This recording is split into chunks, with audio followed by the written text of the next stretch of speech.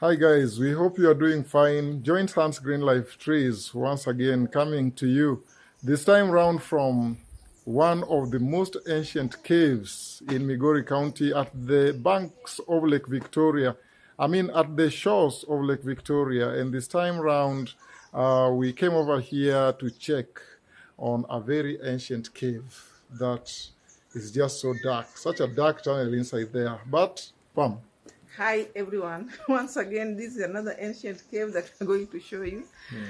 Just along the shores of Lake Victoria, some distance from Muhuru Bay, some distance from Muhuru Bay. At a place called Mugabo. Mugabo. This is a Mugabo cave where a lot is happening. It's like a shrine where people come to pray and maybe fasting.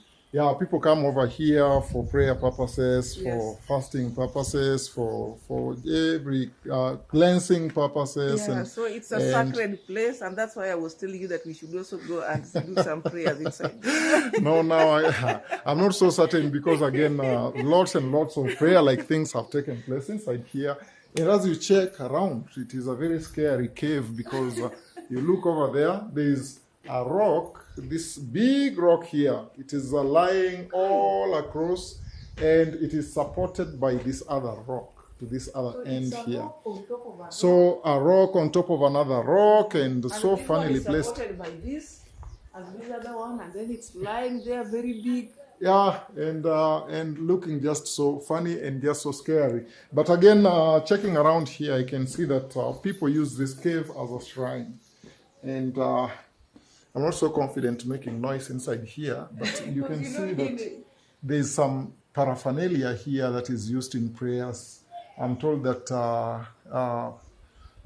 pilgrims from the Legio Maria sect come over here from time to time, and sometimes they spend a whole night inside here seeking the face of God. And dark inside there, it is just so dark, and I must attest, I'm not so confident getting in there, but walking around this place, I've realized that it is a whole rocky land outside there, and guys are just residing here. Let me take a moment to show you Lake Victoria.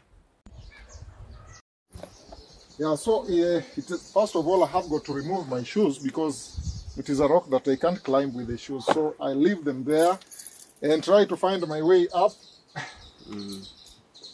Wow. So scary. It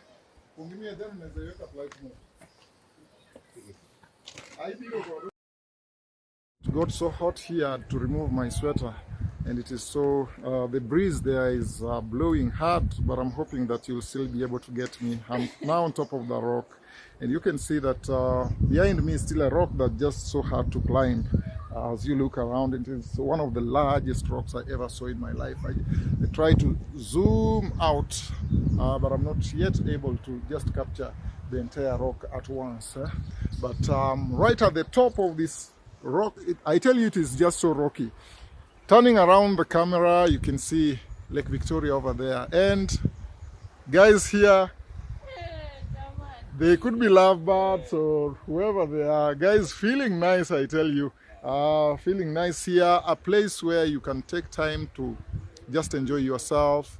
A moment for yourself. If you want solitude, this place is ideal for solitude. If you want nature, it is one great place for nature. So I got over here, and my colleague Pamela couldn't get here because she just fear heights, and so but I'm here right behind me. If I slide a bit, I'll be right into the lake, so I don't want to take any risk of moving closer to the edge. But that is the whole of it, Lake Victoria, sprawling all the way. As you know, Lake Victoria is across 3 countries, Kenya, Uganda, and Tanzania, and we share it.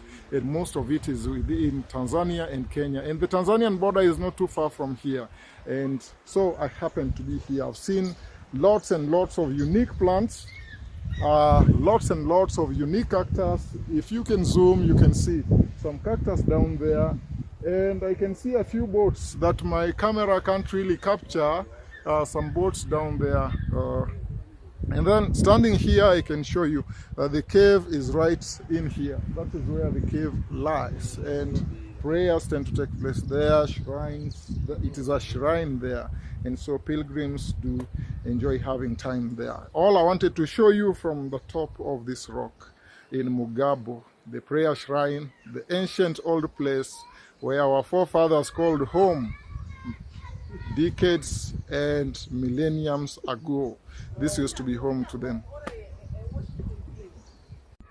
It used to be a home to our forefathers, and this is where they would come back to after the hunting, gathering, and fishing spree.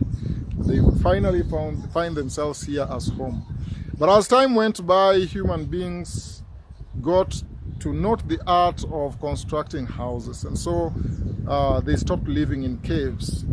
But now such caves hold a lot of history and attachment to our ancestry, and so we treat them as sacred places. And so people still come in here to just get the spiritual nourishment and also get to feel a touch of ancestry and also feeling the blessings thereof. My guide is getting down. There he walks down into, he's going down, down, down. But Pam, I left Pam down there. Pam, say hi. Hi, hi. You fear heights? You fear heights, so I'm enjoying it up here. I can see the whole world. Yeah, so Pam is faint-hearted at this height here, as you can see. This is the height at which I am. So scary, but Pam is down there. Yeah, we are several meters apart, and she couldn't just make it up here for fear of heights. But again, we were not set for all this. We are hoping that we will document something greater and bring to you. Yeah, something greater, something bigger that will present to you. Oh, I had an experience with a plant here that is so itchy. First of yeah, it behaves like stinging nettle. But just before I get into it, this plant here is a cactus, and it is quite unique. A cactus that I've absolutely never come across. And it is just growing between the rocks. I tell you, there is nowhere plants can't grow. So these ones particularly have grown between rocks, and they look amazing. They look so beautiful. They have flowers and they have got very beautiful branches, but also got interaction with a plant here that is so itchy. So I tried to check on it when I just touched it. When it just touched my skin, I felt it stinging me. This plant here. so I'm now careful not to interact with it anymore.